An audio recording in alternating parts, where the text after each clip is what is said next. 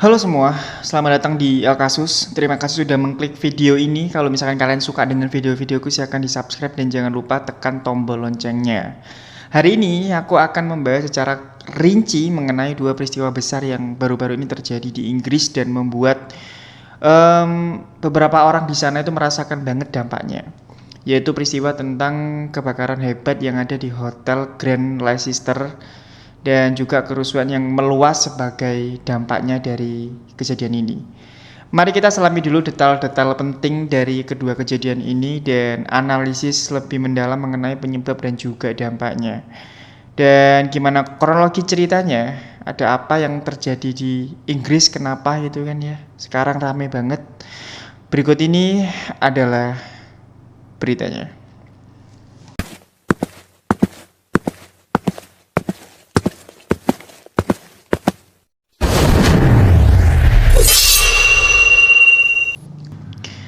Peristiwa ini terjadi di Inggris pada pagi hari tanggal 7 Agustus 2024 sekitar pukul 3 dini hari. Kebakaran itu melanda Hotel Grand Leicester, yaitu sebuah hotel bergengsi yang terletak di pusat kota Leicester. Kebakaran ini mulai di area lobi hotel dan dengan cepat menyebar ke bagian lain dari bangunan hotel. Hotel ini dikenal sebagai salah satu fasilitas akomodasi yang cukup mewah di kota tersebut. Dan juga ya, kebakaran yang melanda itu mengakibatkan ya kerusakan yang sangat luas. Kronologi kebakarannya itu menurut laporan awal, kebakaran itu diduga dipicu oleh kerusakan pada sistem kelistrikan hotel. Material bangunan yang mudah terbakar itu seperti karpet dan juga furnitur, serta sistem sprinkler yang tampaknya juga nggak berfungsi dengan baik. Mungkin kalau misalkan kalian nggak tahu apa itu sprinkler bacanya ya, itu kayak penyemprot air otomatis yang biasanya ada di hotel-hotel dan juga mall-mall besar. Yang misalkan kalau ada kebakaran secara otomatis itu akan menyiram api yang ada di ruangan tersebut secara merata. Itu namanya sprinkler. Nggak tahu bacanya gimana. Gara-gara sistem ini tidak bergerak, itu membuat api menyebar dengan sangat cepat. Dan tim pemadam kebakaran itu menerima panggilan darurat sekitar pukul 3.15 dan tiba di lokasi sekitar 15 menit kemudian. Mereka itu segera menghadapi tantangan yang sangat besar, api yang sangat besar dan juga kondisi yang sangat berbahaya. Saat kebakaran terjadi, tamu dan staf hotel itu mengalami kesulitan besar untuk melarikan diri. Banyak dari mereka itu terjebak di kamar mereka karena pintu keluar darurat yang ada itu nggak berfungsi dengan baik atau mungkin juga terhalang oleh api. Upaya penyelamatan itu memakan waktu beberapa jam dan juga melibatkan lebih dari 100 petugas pemadam kebakaran dan juga para medis. Dampak dan korban dari kebakaran ini itu mengakibatkan setidaknya 15 orang tewas dan lebih dari 40 orang luka-luka. Beberapa dari mereka yang terluka itu berada dalam kondisi kritis. Tim penyelamat itu menemukan korban di berbagai bagian hotel dan beberapa masih terjebak di dalam reruntuhan yang ada di hotel tersebut. Keluarga korban dan masyarakat setempat itu sangat terpengaruh oleh tragedi ini. Ya, setelah semuanya itu dirasa kondusif, jadi dilakukannya investigasi dan respon segera setelah api itu berhasil dipadamkan. Pihak berwenang itu meluncurkan investigasi untuk menentukan penyebab kebakaran dan apakah ada kelalaian dalam pengelolaan hotel. Akhirnya tim investigasi itu mencakup pihak kepolisian, layanan kebakaran dan juga lembaga keselamatan bangunan. Mereka itu mengumpulkan bukti-bukti dari lokasi kebakaran. Ya, mungkin bisa dibilang mereka juga memeriksa sistem kelistrikan hotel dan mewawancarai saksi-saksi untuk mendapatkan gambaran yang jelas tentang apa yang terjadi gitu kan ya. Respon awal dari pemerintahnya itu mencakup dari penanggulangan darurat dan juga penilaian kerusakannya. Jadi pemerintah lokal dan nasional itu segera menggerakkan tim bantuan untuk memberikan dukungan kepada korban dan juga keluarga mereka. Ada juga pernyataan resmi dari pihak berwenang gitu kan ya, yang mengungkapkan belasungkawa dan janji untuk melakukan segala yang diperlukan untuk menyelidiki tragedi ini. Kejadian kebakaran ini nggak sampai di situ aja ternyata. Setelah semuanya itu sedikit agak membaik, nggak berselang lama dari situ timbullah masalah baru. Seiring dengan berita yang mengenai kebakaran ini menyebar, ketegangan di Leicester itu mulai meningkat. Pada malam hari, yaitu tanggal 7 Agustus dan pagi tanggal 8 Agustus, protes spontan itu meletus di berbagai bagian kota. Pengunjuk rasa itu turun ke jalan dengan marah-marah, mengekspresikan kemarahan mereka terhadap pemerintah dan juga pihak berwenang. Mereka itu menuntut pertanggungjawaban atas kebakaran dan juga kritik terhadap respon yang dianggap itu nggak memadai. Awal mula dari kerusuhan ini itu dimulai dengan protes damai awalnya, tetapi cepat berubah menjadi kekacauan yang sangat besar. Pengunjuk rasa itu juga membakar ban dan juga merusak properti, dan juga mereka terlibat bentrokan dengan polisi.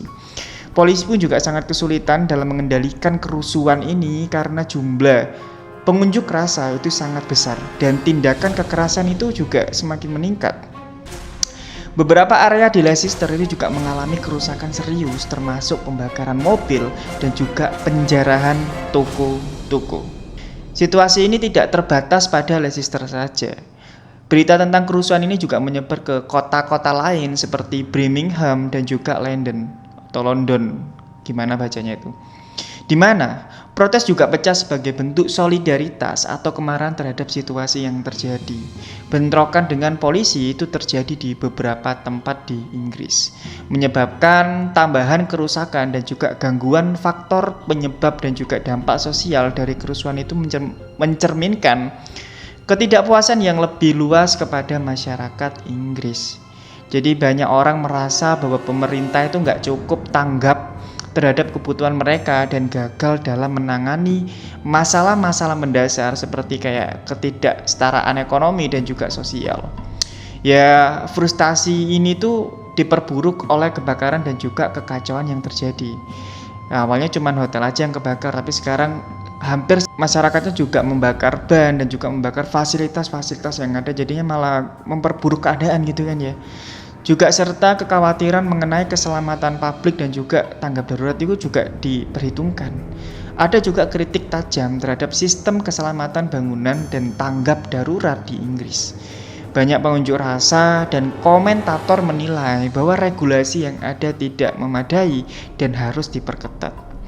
Mereka ini menuntut perubahan kebijakan dan peningkatan dalam pengawasan serta penegakan hukum terkait dengan keselamatan bangunan itu lebih diperjelas lagi atau mungkin lebih diperketat lagi. Dari masalah ini, tentunya pemerintah itu tidak akan diam saja. Pemerintah Inggris itu telah mengumumkan bahwa mereka akan melakukan investigasi menyeluruh mengenai kebakaran dan juga kerusuhannya. Mereka itu berjanji untuk melakukan reformasi dalam kebijakan keselamatan bangunan dan juga sistem tanggap darurat. Akhirnya, pemerintah itu melakukan pertemuan dengan pemimpin komunitas atau mungkin ahli keselamatan dan juga aktivis, dan direncanakan untuk membahas langkah-langkah yang perlu diambil ke depannya seperti apa. Dan pihak kepolisian juga layanan darurat itu bekerja keras untuk memulihkan ketertiban dan juga memberikan dukungan kepada korban serta keluarga mereka yang menjadi korban dari kejadian ini. Bantuan darurat dan upaya pemulihan itu sedang dilakukan untuk memperbaiki kerusakan dan juga memberikan dukungan kepada mereka yang berdampak. Tragedi ini adalah pengingat tragis akan pentingnya kesiapsiagaan dan tanggung jawab dalam menjaga keselamatan publik. Masyarakat, media, dan juga pihak berwenang itu perlu bekerja sama untuk memastikan kejadian serupa itu nggak terulang di masa depan gitu. Mungkin aku akan terus memantau ya perkembangan situasi dan juga memberikan informasi terbaru kepada kalian, dan ya kita semua sama-sama berdoa semoga masalah-masalah yang terjadi itu semua itu cepat selesai ya, dan dapat diatasi dengan lancar atau mudah, amin. Pas aku membaca beritanya ya, kerusuhan ini tuh benar-benar besar banget, yang awalnya hanya satu kota tapi malah merambat di kota-kota lain. Dan bahkan yang awalnya sekedar unjuk rasa untuk menyampaikan pendapat ya, ini unjuk rasa damai gitu kan ya, tapi malah melebar menjadi perampokan toko, penjarahan barang-barang, dan jadinya malah kasihan sama pedagang-pedagang atau pemilik toko dan juga pemerintahnya sih. Kalau ngomongin soal ini ya, aku jadi inget di Indonesia juga pernah terjadi di kerusuhan 98 ya, yang dimana juga banyak banget penjarahan toko yang oknum-oknumnya itu juga ada yang membakar fasilitas-fasilitas yang ada, toko-toko juga dijarah. Ya kita semua berdoa lah ya untuk semua negara, semoga masalah-masalah yang terjadi itu bisa terselesaikan dengan baik dan juga lancar. Mungkin ya itu aja ya, Rek, maaf kalau misalkan masih banyak kurangnya dalam penyampaiannya atau mungkin caraku membawakan beritanya terlalu cepat atau gimana.